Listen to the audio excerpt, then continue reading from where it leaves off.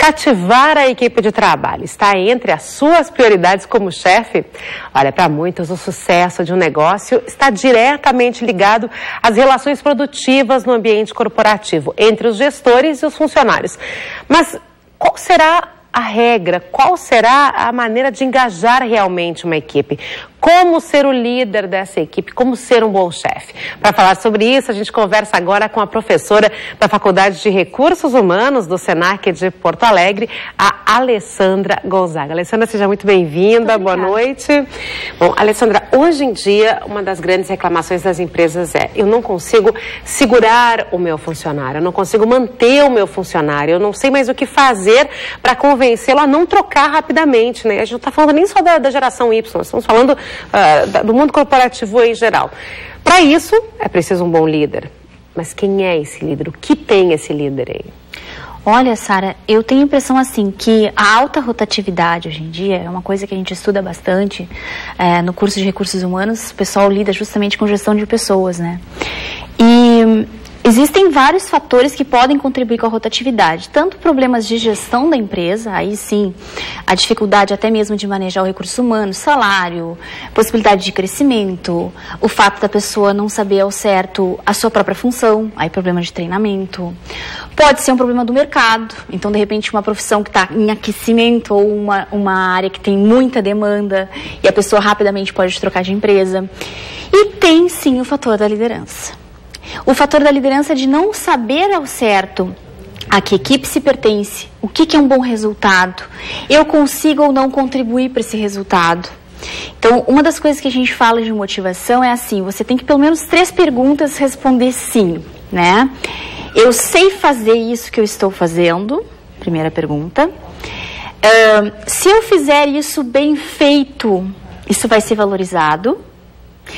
E o resultado que eu obter, eu vou valorizar isso? Eu me interesso por isso? Eu dou valor para isso? É o que eu quero. Que significado isso vai ter para mim se eu chegar lá? Exatamente. Então tem a questão do significado pessoal do trabalho, do quanto o trabalho me faz crescer, né? O quanto eu posso, de repente, me desenvolver nessa empresa. Mas tem também o fato de saber fazer. Olha, a Alessandra, ela é autora do livro Conexões Inteligentes, Como Gerenciar as Emoções na Vida Pessoal e no Trabalho, esse livro que eu tenho aqui na minha mão.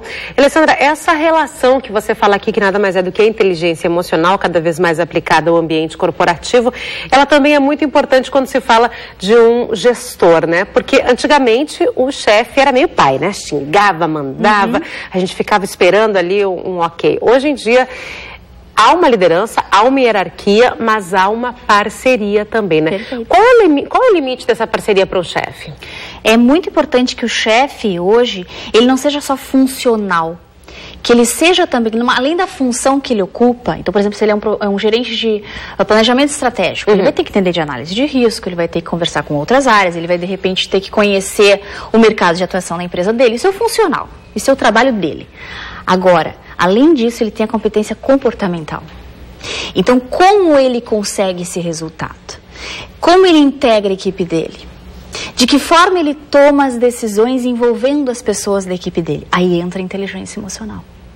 Então, a capacidade de se relacionar bem, entendendo as próprias emoções e regulando essas emoções, e também da sua equipe. Então, em primeiro lugar, o autoconhecimento pessoal, né? Só que eu conheci um chefe até dessa área do jornalismo e é muito engraçado. Um dia ele me disse assim: eu faço terapia para ser um chefe melhor. Eu estava começando minha vida profissional, não entendia, como assim? E hoje eu vejo que esse é um início muito importante, né? Ou seja, você ser um marido melhor, uma esposa melhor, um pai melhor, tem que se conhecer, né? Tem que saber quem é. E conhecendo isso, né? Essa pessoa já tendo um autoconhecimento, um autocontrole das suas emoções e dos seus objetivos. Como conhecer todos os seus funcionários, porque às vezes isso não é possível, né? Como faz isso? Quer dizer, conhece, a pessoa tem 50, 60, 20 pessoas também, se for o caso, aí é muita gente. Geralmente, quando é mais do que 10 pessoas até, você já tem a média gerência, né? Você já tem pessoas para coordenar, supervisionar essas pessoas. Perfeito. E essas pessoas vão ter que fazer esse meio de campo. É muito difícil uma pessoa coordenar diretamente o trabalho de 50 pessoas, né? Ela vai estar ali, vai ter turnos, vai ter supervisores, vai ter alguma média gerência no meio do caminho. Então, a partir de 10 pessoas já começa a ficar complicado. Justamente porque você tem que ter uma relação pessoa a pessoa. E hoje em dia a gente usa muito e-mail, né? Só que daí você fica com aquilo de passa uma mensagem, você não sabe se o outro recebeu, se respondeu lendo tudo, se não respondeu por falta de tempo ou porque não gostou. Então fica muito mal entendido. Então, vamos fazer esse inverso, rapidinho, pra gente ter essa resposta. O contato do funcionário com o chefe, né? A demanda, quero conversar, quero perguntar alguma coisa.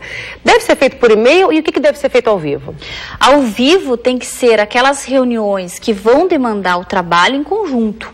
Então, o plano de ação conjunto, o que nós vamos fazer? Em que prazo vamos obter esse resultado? O que precisamos, de fato, atingir? Em que ritmo? Isso tem que ser pessoalmente. Você estabelece uma vez. Depois, no monitoramento daquilo que você combinou, ok, um e-mail.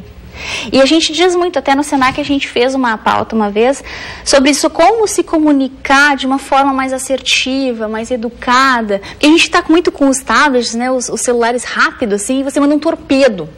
Só que o torpedo se manda para assunto curto, né? E para alguém que já tem alguma intimidade, né? Porque um assunto importante. A falta de sensibilidade das redes sociais é muito perigosa, né? Exatamente. Então, às vezes, um assunto super importante, o cara vai lá e manda um torpedo pro chefe, o que ele acha que tem que fazer. Não dá. Então, a informalidade não pode ser a tal ponto que você não entenda direito qual é a sua função, a sua tarefa. E, claro, o coleguismo, o fato da gente querer se comunicar, de trabalhar mais em equipe, foi esse tempo daquela hierarquia tão rígida, né?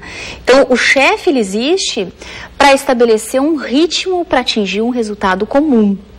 Então, quanto mais ele dividir essas tarefas, melhor, mas tem que ser claro, tem que ser assertivo, não pode ficar confuso. Pior chefe é aquele que te deixa, mas o que eu tenho que fazer?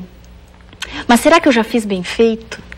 Mas por que ele está bravo? Será que é comigo? Então, a incerteza é muito pior do que você ter uma pessoa que, de alguma forma, te diga exatamente o que ele espera de ti, como é que você pode crescer naquela empresa. Isso é um bom chefe. Você está falando de feedback, né? Isso. De quanto em quanto tempo é necessário o feedback desse bom gestor, desse bom chefe?